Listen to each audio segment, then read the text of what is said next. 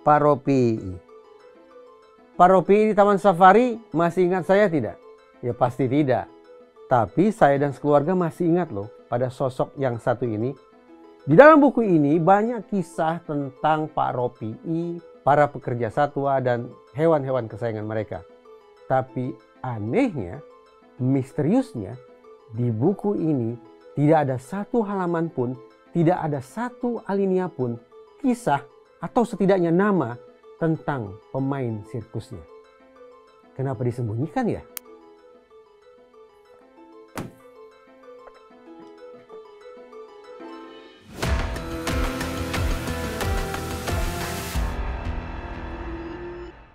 Kita harus akuilah, kita terlambat hadir dalam masalah ini. Konvensi Organisasi Buruh Internasional misalnya, sudah sejak sekian puluh tahun silam mengeluarkan ketentuan tentang bidang-bidang pekerjaan yang terlarang bagi anak. Salah satu dasar pelarangannya adalah karena bidang itu amat sangat berbahaya. India, negara yang tidak terlalu jauh dari Indonesia, bahkan lebih jauh lagi. Mereka mengeluarkan hukum khusus yang secara eksplisit mencantumkan sirkus.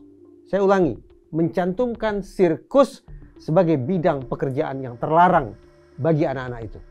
Sementara di negara kita, ya seingat saya belum ada ketentuan yang punya ketegasan setara. Nah, dari kosongnya hukum semacam ini, mari coba kita tinjau peristiwa atau tepatnya kekelaman yang dialami oleh para mantan pemain sirkus di Oriental Circus Indonesia. Mereka dulu masih berusia kanak-kanak ketika bergabung di dalam tenda-tenda sirkus. Pertanyaan mendasar yang perlu kita jawab adalah, apakah boleh memisahkan anak dari keluarga mereka? Atau lebih tajam lagi, boleh tidak? Layak tidak? Diizinkan tidak memisahkan anak dari ayah bunda mereka? Nah, kalau kita baca peraturan perundang-undangan yang ada, dua misalnya, yaitu Undang-Undang Hak Asasi Manusia dan Undang-Undang Perlindungan Anak, ternyata ada 6 syarat dan ketentuan terkait pemisahan anak dari keluarga atau dari orang tuanya. Pertama, pemisahan itu harus dilakukan berdasarkan kehendak si anak. Tetapi, walaupun terkesan bunyinya mutlak, namun ada pengecualian. Berarti kita masuk ke ketentuan yang kedua, bahwa anak boleh dipisahkan dari orang tuanya ketika tersedia alasan yang tepat untuk itu. Ketika ada alasan yang kuat, alasan yang masuk akal untuk itu. Yang ketiga, pemisahan antara anak dengan orang tuanya hanya boleh dilakukan kalau ada aturan hukum yang ditaati. Dengan kata lain, pemisahan itu betul-betul tidak boleh dilakukan serampangan dan sekehendak hati, tapi harus sesuai dengan koridor peraturan dan hukum yang berlaku. Berikutnya, pemisahan antara anak dan orang tua boleh dilakukan demi terrealisasinya kepentingan terbaik anak. Bukan demi kepentingan ayah, bukan demi kepentingan bunda, bukan pula demi kepentingan tempat sirkus, tapi kepentingan terbaik anak yang coba diikhtiarkan bisa menjadi nyata lewat pemisahan. Dan yang terakhir, bahwa anak dipisahkan dari orang tuanya harus diambil sebagai langkah terakhir. Tidak boleh sebagai langkah pendahuluan, apalagi langkah satu-satunya. Tapi pemisahan anak dari orang tua boleh dilakukan sebagai opsi terakhir ketika tidak ada opsi-opsi lainnya. Nah, dengan 6 syarat dan ketentuan ini, kalau kemudian kita tinjau untuk mencermati masalah yang dialami oleh para mantan pemain sirkus di Oriental Circus Indonesia, kita punya alat ukur yang objektif jadinya untuk mengatakan apakah memisahkan anak-anak itu dari keluarga mereka merupakan keputusan yang bisa dibenarkan atau tidak. Tapi paling tidak, kalau kita bicara tentang aturan hukum atau peraturan perundang-undangan, hari ini bisa saya katakan ada sekian banyak aturan hukum yang bisa kita tegakkan untuk katakanlah mencengkeram orang-orang yang sudah mengambil anak-anak dari orang tua mereka. Termasuk seandainya situasinya sama, yaitu memperkarakan orang-orang pihak-pihak yang sudah mengambil anak-anak dari keluarga mereka, dari orang tua mereka, lalu mempekerjakan anak-anak itu di tenda-tenda sirkus. Kita punya undang-undang perlindungan anak. Apalagi? Kita punya undang-undang tindak pidana perdagangan orang. Lanjut, kita punya undang-undang hak asasi manusia. Plus, kita juga punya undang-undang tindak pidana kekerasan.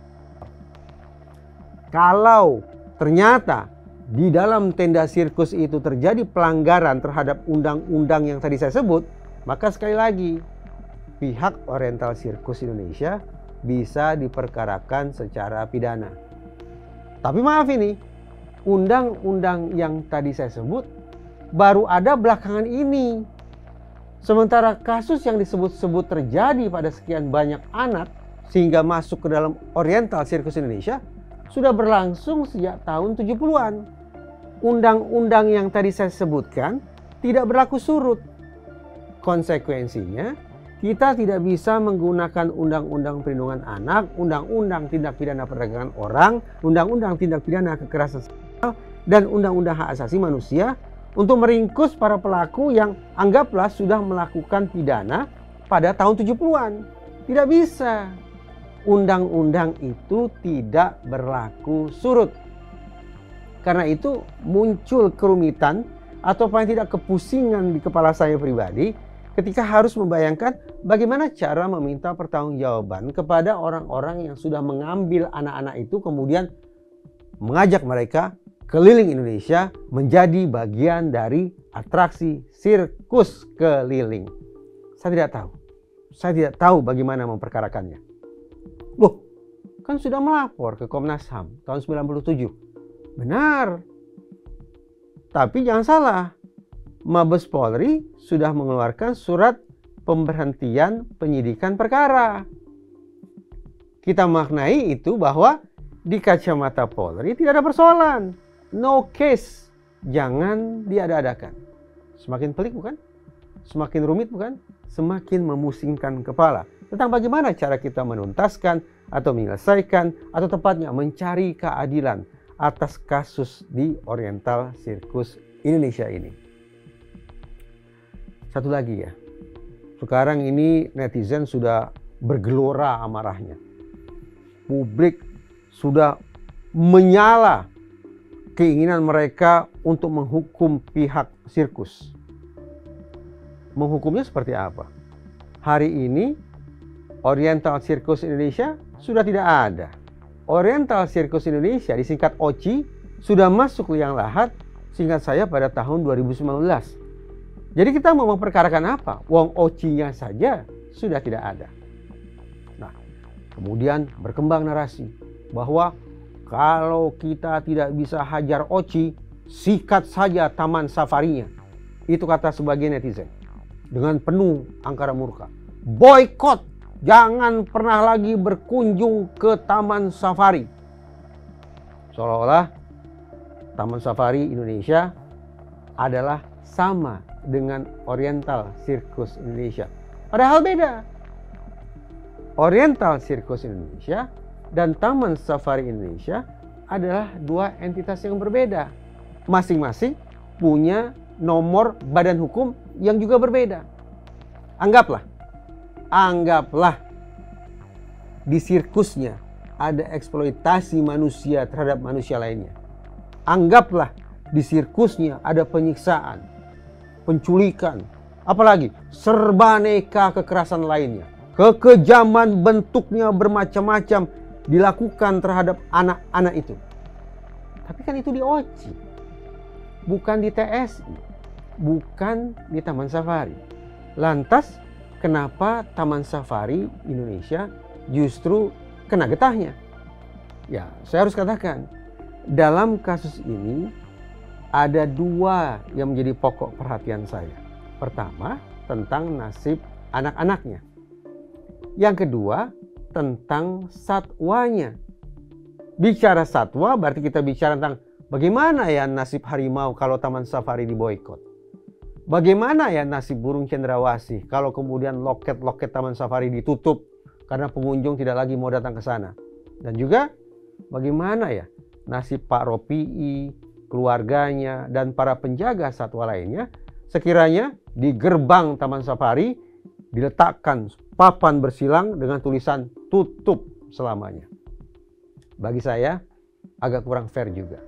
Yang paripurna adalah kalau kita bisa menemukan jalan keluar yang jitu, yang memuaskan, yang menyelesaikan masalah para pemain sirkusnya, manusianya, dan juga tidak berdampak buruk terhadap satwanya. Masalah di tempat sirkusnya harus kita selesaikan hingga tuntas, sementara taman safari jangan ditutup karena kena getahnya. Itu solusi yang paling ideal. Tapi saya bisa paham, hari ini banyak orang yang terkejut sekaligus marah terhadap situasi yang menggemparkan ini. Bahwa ternyata di balik senyum para pemain sirkus ada penderitaan di dalamnya. Bahwa ternyata ketika sekian banyak pemain sirkus bermain-main dengan satwa mereka, ternyata ada kekejaman, ada penyiksaan, dan konon ada perilaku serba Fir'aun di dalamnya. Apapun itu, masalah anak, dalam kurung masalah manusianya, dan juga masalah satwanya harus bisa diselesaikan hingga sempurna tanpa berimbas buruk kepada satu sama lain.